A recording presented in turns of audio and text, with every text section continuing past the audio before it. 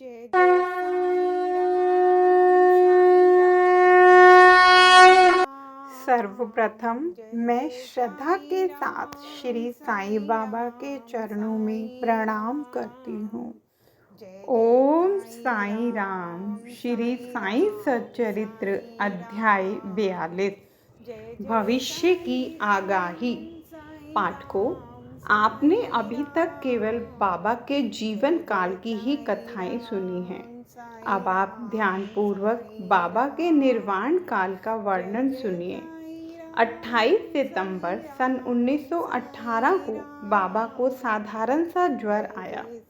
यह ज्वर 2-3 दिन तक रहा। इसके उपरांत ही बाबा ने भोजन करना बिल्कुल त्याग दिया। इससे उनका शरीर दिन प्रतिदिन क्षीण एवं दुर्बल होने लगा।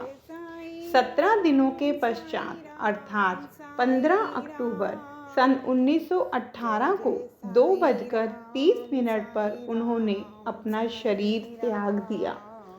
इसके 2 वर्ष पूर्व ही बाबा ने अपने निवारण के दिन का संकेत कर दिया था, परंतु उस समय कोई भी समझ नहीं सका। घटना इस प्रकार है। विजयादशमी के दिन जब लोग संध्या के समय सीमा उल्लंघन से लौट रहे थे, तो बाबा सहसा ही क्रोधित हो गए। सिर का कपड़ा, कफनी और लंगोटी निकालकर उन्होंने उसके टुकड़े टुकड़े करके जलती हुई धुनी में फेंक दिए।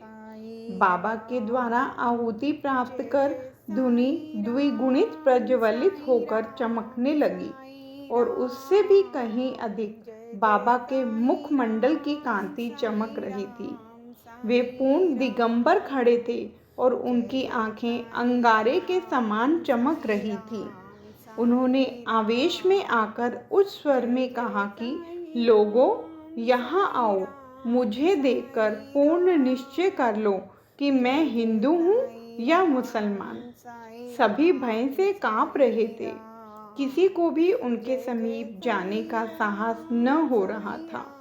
कुछ समय बीतने के पश्चात उनके भक्त भागोजी शिंदे, जो महारोग से पीड़ित थे, साहस कर बाबा के समीप गए और किसी प्रकार उन्होंने उन्हें लंगोटी बांध दी और उनसे कहा कि बाबा, यह क्या बात है देव, आज दशहरे का त्योहार है।